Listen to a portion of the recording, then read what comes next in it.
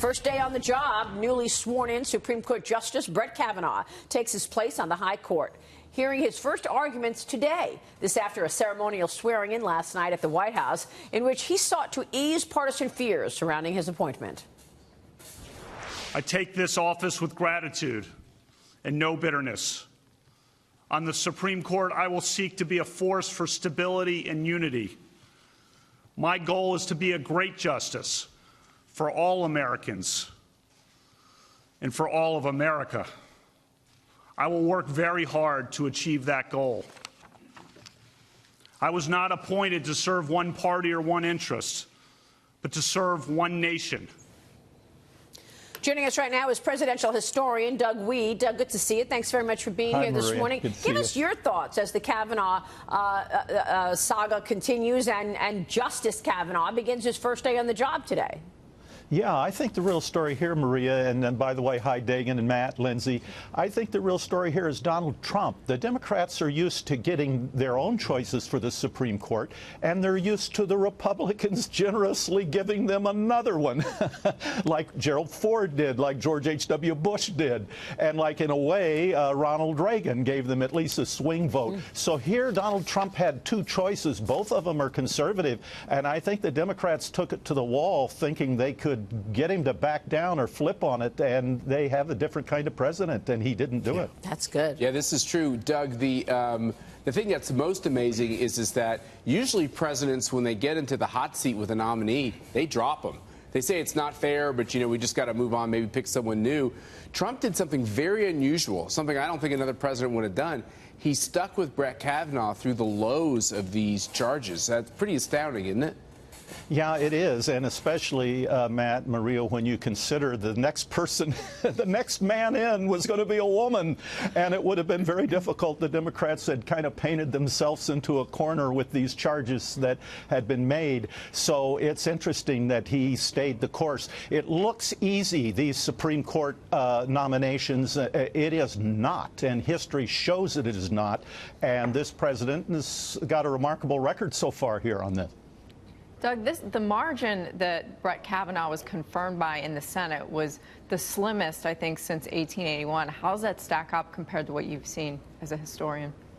Yeah, well, 1991, that was pretty close to maybe just one vote differently with Clarence Thomas. So it's getting pretty tight right now. And Abe Fortas comes to mind. LBJ pushed Abe Fortas, tried to make him the Chief Justice. His own Senate, Democratic Senate, blocked it and stopped it. And then they started looking at Fortas, who was already on the Supreme Court, turned over some rocks, found all kinds of critters, corruption, and Abe Fortas would have been impeached. He had to resign from the Supreme Court. So it's been bitter before. How, Doug, it's Dagan McDowell, what about the next Supreme Court pick? Assuming that President Trump gets another one, is it going to be that much worse? And will the Democrats be that much more underhanded?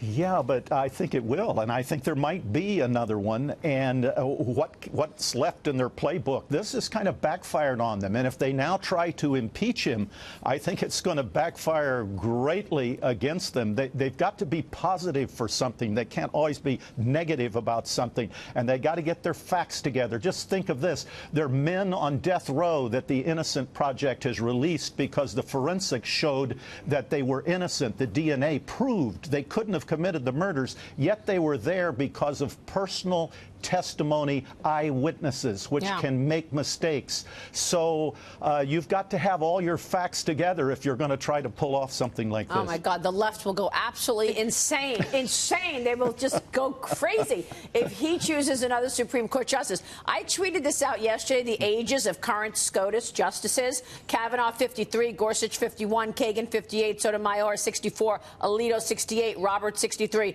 Breyer is 80, Ginsburg is 85, Thomas is 70.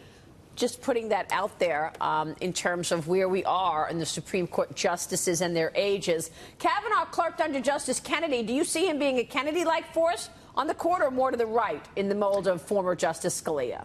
Well, that's the great hope of the Democrats, is that they may have really hurt their own cause here. I think, based on the appointments that Donald Trump has made, he's going to be a conservative and the court's going to change. And it's tough for the Democrats because they were losing in these state referendums. They were losing in elections. And the only way they could push their agenda was with the help of the media and with the help of the courts. So now, if they're not going to be able to stack the courts with the people they want to rewrite the laws and to change America, they're going to have to go back to the people and try to win elections. And that means being positive about something. Hey, Doug, you know, there's two things about transparency under President Trump that is really revolutionary. Number one, he actually told the American people who he may pick for the court, which is amazing.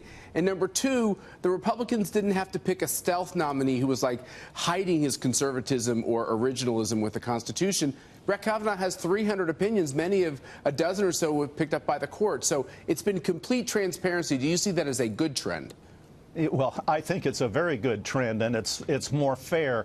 And you look back over history, Matt Nixon, two of his nominees were rejected. George Washington, after he named the original court and he tried to replace somebody, they were rejected as George Washington by the Senate. It's not an easy thing to do, so it's pretty remarkable. By the way, the Democrats were ready to reject anybody that President Trump put forth. They already had, during this whole fight over Kavanaugh, they had their signs ready that said, "Stop Amy."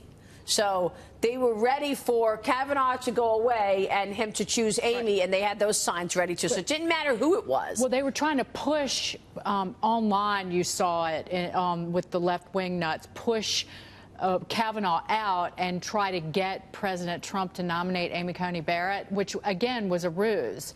That's hogwash, because they would be opposed to her as well. Well, they had the signs. We saw the signs. They just need to be patient. It's going to happen. They're the equivalent of a vegan going into a steakhouse and ordering a steak and being upset about it. You were never going to eat. You were never going to eat it in the first place. Shut up and stay at home. Yep. Well, Doug, thank you for weighing in. We always love your history thoughts. Doug Wead joining us there.